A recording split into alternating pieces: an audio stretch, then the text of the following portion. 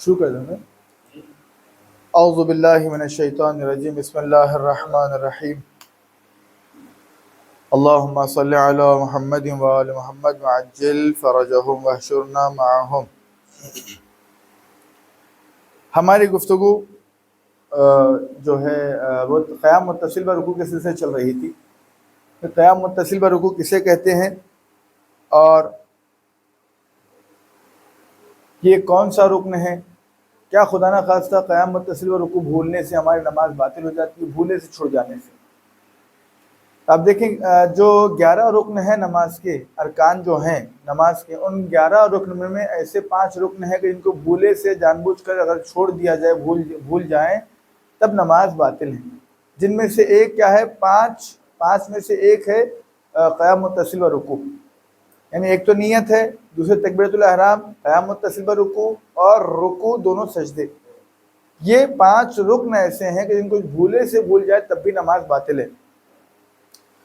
اب میں نے اس کے پہلے بتایا تھا قیام متصل و رکوع کسے کہتے ہیں، لیکن بہرحال بچوں کے لیے یاد دہانی کے لیے میں بتا دوں۔ میں قیام متصل و رکوع کا مطلب یہ ہے کہ ہم نے ذکر کیا، الحمد کا سورہ پڑھا، الحمد کا سورہ پڑھا، چھوٹا سورہ پڑھا، اس کے بعد ایک لمحے کے لیے خاموش کھڑے رہنا، 2 سیکنڈ کے لیے، ویری گڈ، کتنے سیکنڈ کے لیے؟ 2 سیکنڈ کے لیے خاموش کھڑے رہنا، اس کو کہتے ہیں قیام متصل۔ اس کے بعد رکوع میں جانا، آپ نے ذکر ختم کیا، اللہ اکبر، سبحان ربی العظیم، تو یہ جو 2 سیکنڈ کے لیے آپ کھڑے ہو نا، اس کو کہتے ہیں قیام متصل پہ رکوع، یعنی رکوع سے متصل قیام ہے ذکر کے بعد کا مرحلہ۔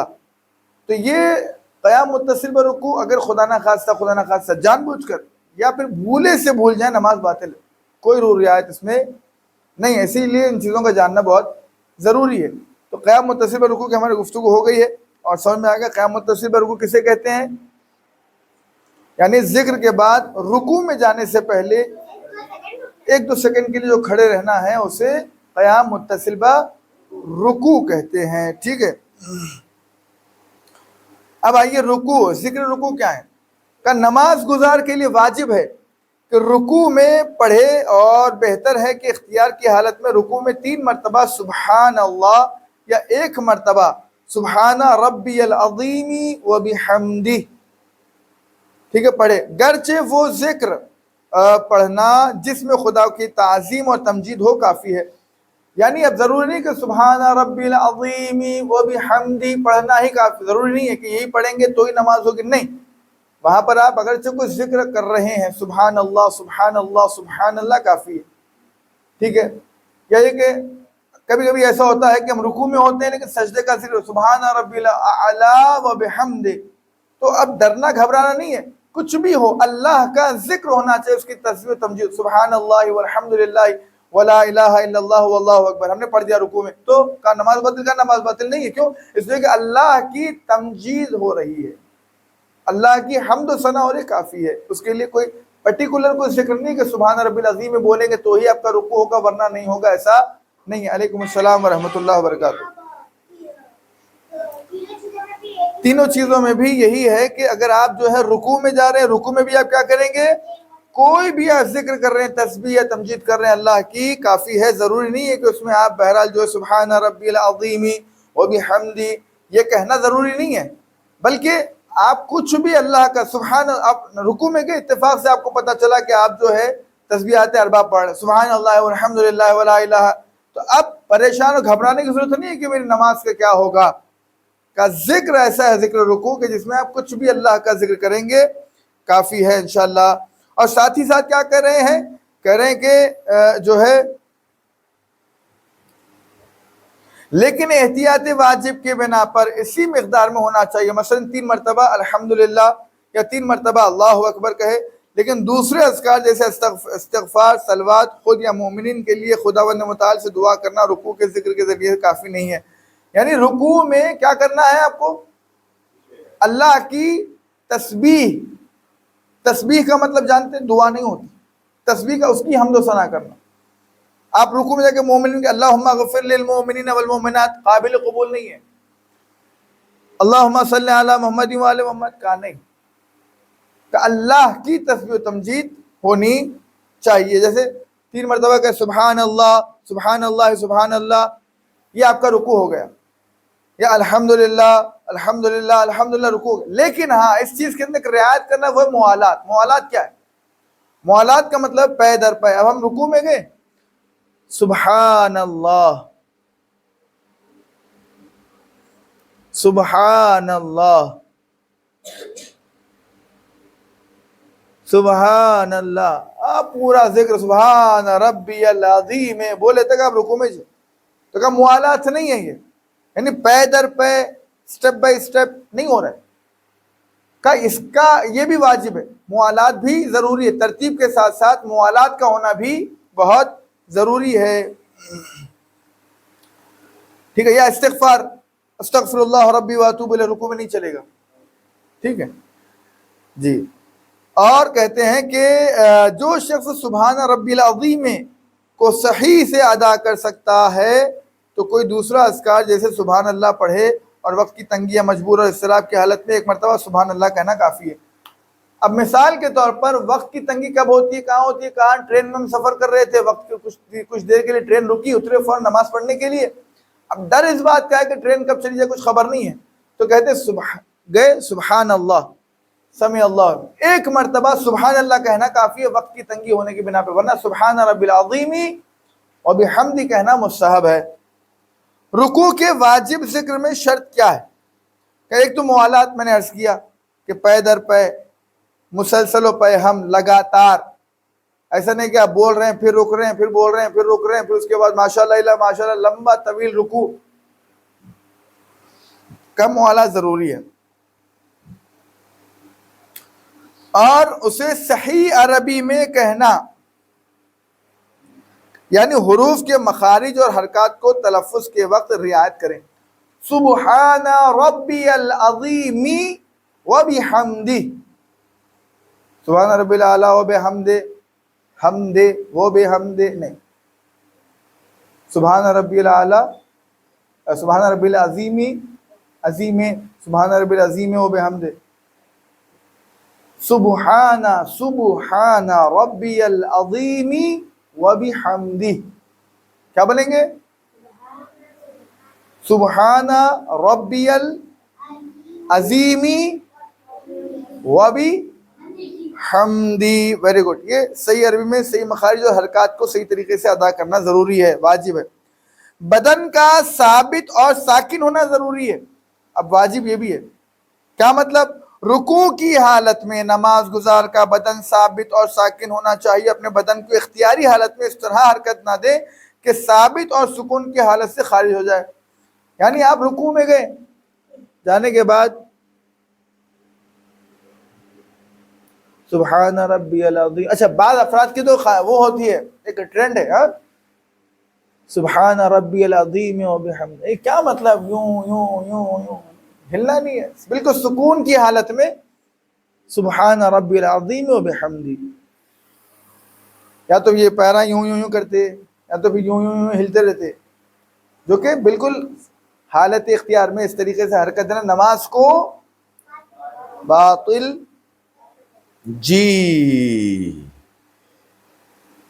احتیاط واجب کرو، نماز باطل ہے، یہاں تک کہ اگر ذکر کو بدن کے ساکن بے حرکت ہونے کے حالت میں دوبارہ کہیں۔ علیکم السلام ورحمۃ اللہ، تشریف رکھیے۔ اگر رکوع کی حالت میں بے اختیار حرکت کرے اور بدن ساکن اور ثابت ہونے کی حالت سے خارج ہو جائے تو احتیاط واجب یہ ہے کہ اس حالت، علیکم السلام، تشریف رکھیے، اس حالت میں سکوت کرے اور رکوع کے ذکر کو نہ پڑھے، اور اگر بھول کر یا بے اختیاری طور پر رکوع کے ذکر کو پڑھے تو صحیح نماز صحیح ہے، اگرچہ بہتر ہے کہ بدن کے بے حرکت ہونے کے بعد دوبارہ ذکر کو پڑھے، لیکن اگر تھوڑی حرکت کرے کہ بدن کو ثابت ہونے اور سکون کی حالت سے خارج نہ ہو، یا انگلیاں کو ذکر کی حالت میں حرکت دے تو خارج نہیں ہے۔ جی، یہ وہی مسئلہ ہے جو گھما پھرا کے وہی بتایا جا رہا ہے کہ بہرحال اگر آپ جو ہے حالت رکوع میں اور حالت اختیار میں بدن کو آپ حرکت دے رہے ہیں تو احتیاط واجب کی بنا پہ آپ کی نماز باطل ہے۔ ویری گڈ، یہ ہو گیا ہمارے رکوع کے سلسلے سے۔ اگر بیماری یا اس طرح کسی اور وجہ سے اس کا بدن رکوع میں سکون پیدا نہ کر سکتا ہو تو اس کی نماز صحیح ہے، بیماری کے بعد افراد کو کیا ہے وہ راشے کی بیماری ہوتی ہے، جب رکوع میں جاتے ہیں تو ہلتے ہیں تھوڑا سا، ٹھیک ہے، تو ایسی صورت میں کیا ان کی نماز کو کوئی اثر پڑے گا؟ کہا نہیں، اگر بیماری کی یا اسی طرح کسی اور وجہ سے اس کا بدن رکوع میں، یعنی بعض اوقات کمزوری بدن میں ہو رہی ہے، السلام علیکم، کمزوری بدن میں ہو رہی ہے، اور کمزوری ہٹا کٹا آدمی ہے بیچارہ، اس کو کوئی بیماری نہیں ہے، مگر ایک جو ہے جوائنٹ فیور یا کچھ ایسا جو ہے وائرل فیور ہو گیا اس کو، اور اندر سے اس کو جو ہے کمزوری محسوس ہو رہی، ویسی صورت میں رکوع میں جا رہا ہے تو تھوڑا سا طاقت لگتی ہے، اور طاقت میں ہاتھ جو ہے بہرحال تھوڑے سے شیک ہوتے ہیں یا پیر شیک ہوتے ہیں، تو کہا ایسی حالت میں کہتے ہیں کہ تو نماز پہ کوئی اثر نہیں ہوگا، نماز صحیح ہے، لیکن اس سے پہلے کہ رکوع کی حالت سے خارج ہو واجب ذکر کو پڑھے، چنانچہ واجب ذکر کی مقدار اگرچہ ایک مرتبہ سبحان اللہ ہے، کیا ہے کہنے کی مقدار، اور اگرچہ بدن کے سکون کے بغیر رکوع کی حد میں باقی نہ رہ سکتا ہو تو ضروری نہیں ہے کہ ذکر پڑھے، لیکن احتیاط مستحب یہ ہے کہ ذکر پڑھے، اگرچہ بقیہ ذکر کھڑے ہوتے وقت قربت مطلقہ کی نیت سے کہے، یعنی خاص نماز کی واجب ذکر کی نیت کرے، بلکہ اس نیت سے کہ ذکر مجموعی حیثیت سے مطلوبیت اور ثواب رکھتا ہے، یا یہ کہ رکوع کی حد تک پہنچنے سے پہلے قربت مطلقہ کی نیت سے شروع کرے۔ جی، رکوع کے بعد کا قیام، رکوع کے بعد کا قیام، اب رکوع سے ہم نے رکوع میں گئے، سبحان رب العظیم وحمد سمع اللہ لمن حمیدہ، اللہ اکبر، اب آپ کہاں جا رہے ہیں؟ آپ سجدے میں جا رہے ہیں، کہ یہ جو کھڑے ہوئے کہ میں نے ذکر کیا اس کو بولتے ہیں رکوع کے بعد کا قیام، کہ رکوع کا ذکر تمام ہونے کے بعد واجب ہے سیدھا کھڑا ہو، اور احتیاط واجب کی بنا پہ بدن کے سکون کی حالت میں ہونے کے بعد سجدے میں جائے، اور اگر جان بوجھ کر کھڑے ہونے سے پہلے سجدے میں چلے جائے تو اس کی نماز باطل ہے، اور اسی طرح چنانچہ رکوع کا ذکر تمام ہونے کے بعد کھڑا ہو جائے لیکن جان بوجھ کر بدن کے سکون کی حالت میں ہونے سے پہلے سجدے میں چلا جائے تو احتیاط واجب کی بنا پہ اس کی نماز باطل ہے۔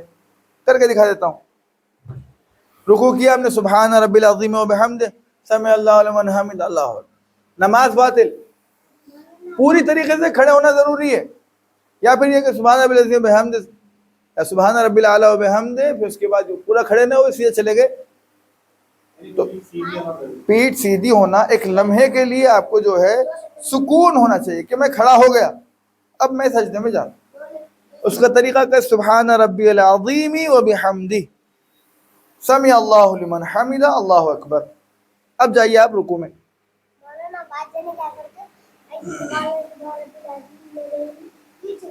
باطل ہے نماز، ہاں نماز باطل ہے، اگر بغیر اٹھے کے سجدے میں چلے گئے، ہاں ضروری نہیں 2 سیکنڈ، 1 سیکنڈ، آدھا سیکنڈ بھی کھڑے رہے، یعنی پھر بدن میں حرکت نہیں ہونا، تو ویسی صورت میں آپ کی نماز صحیح ہے، ورنہ جیسا انہوں نے ابھی بتایا نا کہ بعض لوگ کیا کرتے رکوع سے ڈائریکٹ سیدھا ڈائف مارتے سجدے میں، نماز باطل ہے نا۔ جی، یہ ہمارے ہو گئے روزمرہ کے مسائل۔ اب آپ لوگوں کو کوئی مسئلہ جو روزمرہ میں پیش آ رہا ہے تو پوچھ سکتے ہیں، نماز کے حوالے سے، روزے کے حوالے سے، دیگر افراد، جی کچھ مسئلہ ہو تو میں حاضر خدمت ہوں۔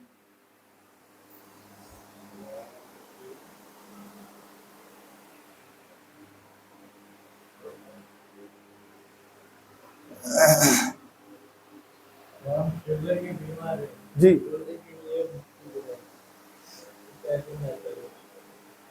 دیکھیں، جو مریض ہیں ان کے لیے اللہ نے کہا لا یکلف اللہ نفسا الا وسعها، ہم کسی پر بھی اس سے جو ہے اس کی تکلیف کو سہنے سے جو سہ سکتا اتنی ہی تکلیف عائد کرتے ہیں، اس سے زیادہ اس میں تکلیف عائد نہیں کرتے ہیں، اللہ کا یہ حکم ہے۔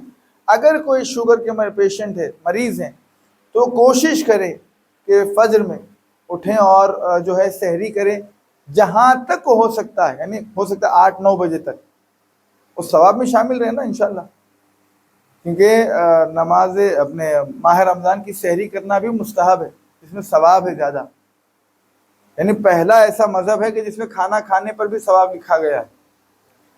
تو اٹھے، سحری کرے، سحری کرنے کے بعد جہاں تک وہ کوشش کر سکتا ہے، جہاں تک اس کی ہمت ساتھ دے رہی ہے، وہاں تک کوشش کرے کہ میں روزہ رکھوں گا، ٹھیک ہے۔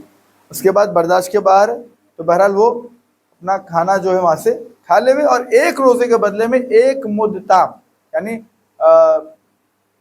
شاید پون کلو، ایک مد تام جو ہے شاید پون کلو ہے، کہ جس کو آپ کو غربا میں تقسیم کرنا ہے، گیہوں چاول جو آپ استعمال زیادہ کرتے ہیں، کوئی مسئلہ نہیں جی۔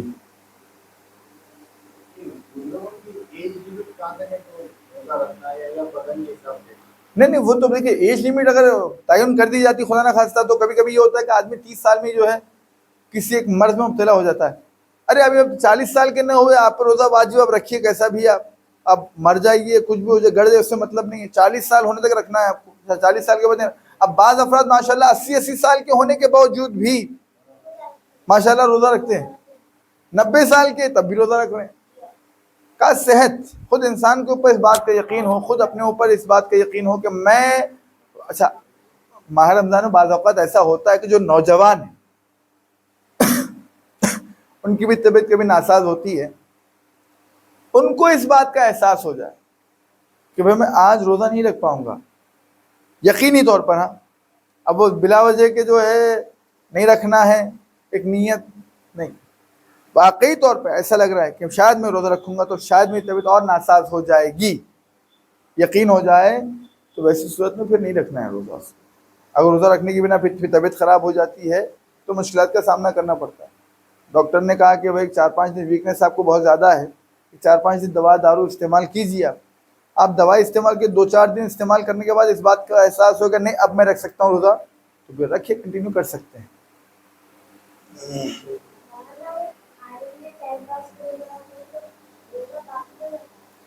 ٹائم پاس کو بولے تو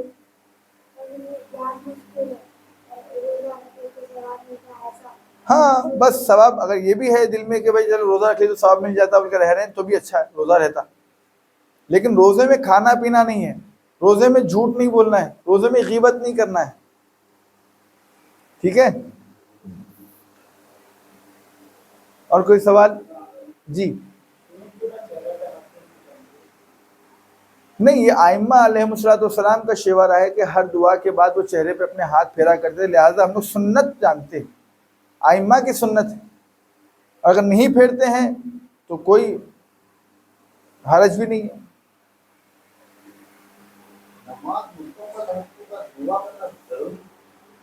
دیکھیے نماز جب انسان پڑھتا ہے تو کوشش یہ کرتا ہے کہ اذکار نماز کو دہراتے ہوئے اللہ کی بارگاہ میں اپنے آپ کو پہنچا دیتا ہے، اور وہ نماز پڑھتے وقت کا جو ٹائم ہوتا ہے وہ اللہ سے بہت زیادہ قریب ہوتا ہے، جب وہ اللہ سے بہت زیادہ قریب ہوتا ہے اب جو دعائیں مانگتا ہے وہ دعائیں حتماً قبول ہوتی ہیں۔ واجب نہیں ہے کہ ہر نماز کے بعد دعا مانگی جائے، لیکن دعا مانگنے کا طریقہ اور سلیقہ اس وقت آ جاتا ہے جب انسان نماز پڑھتا ہے، ذکر کو پڑھتا ہے، ذہن میں ترجمہ لے کے آتا ہے کہ ساری تعریف اس اللہ کے لیے جو عالمین کا پروردگار ہے، جو روز جزا کا مالک ہے، جو رحمان بھی ہے رحیم بھی ہے، اور مجھے اپنے سیدھے راہ سے باقی رکھ۔ ابھی جو محو گفتگو ہے اللہ سے، تو اللہ سے بالکل قریب ہو جاتا ہے، اب جو دعا مانگتا ہے درمیان کے فاصلے ختم ہو جاتے ہیں، اللہ سے ڈائریکٹلی دعا پہنچ جاتی ہے، اور اللہ خدا اس کو جو ہے قبول کرتا ہے۔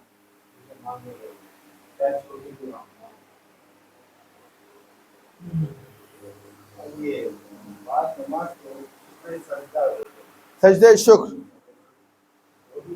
مستحب ہے، آپ کبھی بھی کر سکتے ہیں، نماز پڑھنے کے بعد ہی ضروری نہیں۔ ایک نعمت کا آپ کو جو ہے ایک نعمت ملی، آپ کے پیسے پھنسے ہوئے تھے بندے خدا کے پاس، آنے کو چانسز نظر نہیں آ رہے تھے آپ کو، اور آپ نے کیا کیا، اتفاق ایک دن ایسا آیا کہ فون آیا، میں نے آپ کے پیسے آپ کے اکاؤنٹ میں ڈال دیے، فوراً آپ سجدہ شکر کر سکتے ہیں، خدا تیرا شکر، تو جس حال میں اللہ کیا ہے الحمدللہ علی کل حال، تو جس حال میں مجھے رکھا ہے میں اس حال میں خوش ہوں۔ جی جی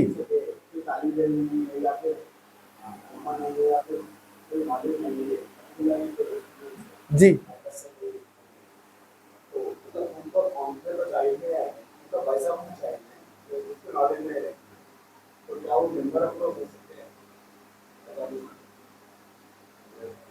دیکھیے ممبر جو ہے ایک مقدس مقام ہے کہ جس مقام پر رسول اسلام نے سب سے پہلے دین اسلام کو، یعنی ہم ممبر کا کانسیپٹ ہمارے پاس کہاں سے ہے وہ دیکھیں، ممبر کا کانسیپٹ ہمارے پاس غدیر قم سے. ٹھیک ہے, غدیر قم میں کیا ہوا تھا, ترتیب کیا تھی, ممبر بنایا کیوں گیا تھا, وجہ کیا تھی؟ رسول اسلام نے ممبر بنوایا, اس کے بعد 3 دن یعنی 72 گھنٹے 72 آورس کیا کیا, پورے دین اسلام کو بیان کیا. اللہ نے تم پر نماز قائم کیا ہے, اور نماز اس طریقے سے پڑھنا ہے, اور یہ ہے اور یہ ہے اور وہ ہے نماز, اور اسلام کا ایک حکم ہے جو روزہ رکھنا ہے, روزے کی حالت میں ایسے نہیں کرنا ہے, ان چیزوں سے قریب نہیں ہونا, ان چیزوں سے دور ہونا ہے.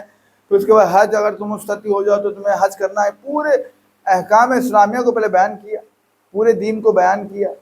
اس کے بعد جو سب سے اہم اور سب سے ضرورت والی شے تھی کہ تمام دین اس وقت تمہارے لیے فائدہ مند ہوگا جب تم میرے بھائی علی ابن ابی طالب کو اپنا مولا مانو گے. تو پتہ چلا کہ ممبر پر آ کر, ممبر پہ آنا, ممبر پہ آ کر دین اسلام کو بیان کرنا اور دین اسلام کے شرائط, ولایت علی ابن ابی طالب علیہ السلام کو بیان کرنا, یہ ممبر کے شرائط. ٹھیک ہے, تو ممبر پہ آنے سے پہلے انسان کو کم سے کم دین اسلام کے بارے میں, واجبات کیا ہیں, محرمات کیا ہیں, کن سے بچنا چاہیے, کس طریقے سے واجب کو انجام دینا چاہیے, کم سے کم اتنا جاننے والا ہونا ضروری ہے. اب ہمارے پاس اگر مثال کے طور پر اگر دین ہی نہیں جانتے ہم جو نماز پڑھ رہے ہیں 2 رکعت نماز, ہم کو خود کو بھی یقین نہیں ہے کہ ہم جو نماز پڑھ رہے ہیں آیا صحیح بھی ہے کہ نہیں ہے, اور پھر اگر ہم ممبر پہ جا رہے ہیں تو یہ پھر کیا ہے, ظلم ہے ممبر کے ساتھ. یعنی خود کو کم سے کم اپنے واجبات پہ انسان کو یقین ہونا چاہیے کہ میں جو اعمال کو انجام دے رہا ہوں یہ وہی اعمال ہے کہ جن کو خدا چاہتا ہے, جیسا چاہتا ہے ویسا انجام دے رہا ہوں. علیکم السلام ورحمۃ اللہ. یہ ذمہ داری بہرحال ہر کسی کی. اب اتفاق کی بات یہ, کلا سوف تعلمون, کیا بتاؤں, بہرحال کبھی کبھی کوفت ہوتی ہے. چہرے پہ اللہ نے جو نور دے کے بھیجا, مرد و عورت کے اندر جو ہے ایک ایک ڈفرنٹ رکھا ہے, انفرادیت رکھی ہے کہ تاکہ مرد ہو تو پتہ چلے کہ داڑھی کے ذریعے سے سرکار کلا سوف تعلمون کر کے ممبر پہ آ کے براجمان ہو گئے. کیا بولتے ہیں, ممبر پہ بیٹھ کے مجلس پڑھیں. یعنی پھر دین اسلام پہ کوئی عمل ہی نہیں کرنا ہے, پھر کیا بیان کرنے کے لیے آیا آپ؟ بھائی ممبر پہ اگر آپ آ رہے ہیں تو آپ پہلے دین اسلام کو بتائیں گے کہ دین اسلام کیا ہے, کیوں ہے, کس وجہ سے, دین اسلام کی اہمیت کس وجہ سے, کہا کہ ولایت سے مولا کائنات علی ابن ابی طالب علیہ السلام. شرط ہے جب تک کہ یہ ولایت سے مولا کائنات دل میں نہ ہو, نہ نماز قبول, نہ روزہ قبول, نہ حج قبول, نہ زکوٰۃ قبول, نہ جہاد قبول, کچھ عمل قابل قبول نہیں ہے بغیر ولایت مولا کائنات. وعلیکم السلام ورحمۃ اللہ. بغیر ولایت مولا کائنات کے. اور پھر ہم خود عمل نہیں کر رہے ہیں, ہم جو ہے کلا سوف تعلمون پوری داڑھی مڈھے ہوئے ہیں, ہم ممبر پہ بیٹھ کے جو شیو کر کے مجلس پڑھیں. کون سی بات ہے, کیا بولتے نہیں, وہ کمپنی میں ہم جو جاب کرتے ہیں وہیں کریے نا, کہ 2 ناؤ میں کیوں آپ جو ہے پیر رکھ رہے ہیں, میں یہاں بھی رہوں گا, میں وہاں بھی رہوں گا. غلط ہے. درحالی کہ اسلام یہ کہتا ہے کہ اگر آپ کو کسی کمپنی میں جاب کرنا پڑ رہا ہے اور اللہ کی مخالفت کرنی پڑ رہی ہے تو جاب چھوڑ دیں, اس لیے کہ اللہ کی زمین بہت وسعت والی ہے, کہیں اور جائیے رزق تلاش کی, حلال رزق کی تلاش میں نکلیے, خدا آپ کے رزق کا ضامن ہے, آپ کے لیے رزق پہنچائے گا. اس کی راہ میں نکل کے جد و جہد تو کرو. نہیں, وہ کمپنی والوں نے کہا کہ شیو کر کے آنا ضروری ہے تو کمپنی چھوڑ دو آپ. پھر بڑی بڑی جو ہے ہانکتے, یا لیتنی کنت معکم, اگر ہم بھی ہوتے کاش تو آپ کے لیے اپنی جان کو فدا کر دیں. یا نوکری فدا نہیں کر رہے, جان کو کیا خاک فدا کریں گے؟ نہیں. تو یہ چیزیں ضروری ہے, ان چیزوں کو دیکھنا, ان چیزوں کو جو ہے سمجھنا, سمجھ کے اس پہ عمل کرنا, یہ بہت ضروری ہے. اس کے علاوہ کوئی سوال؟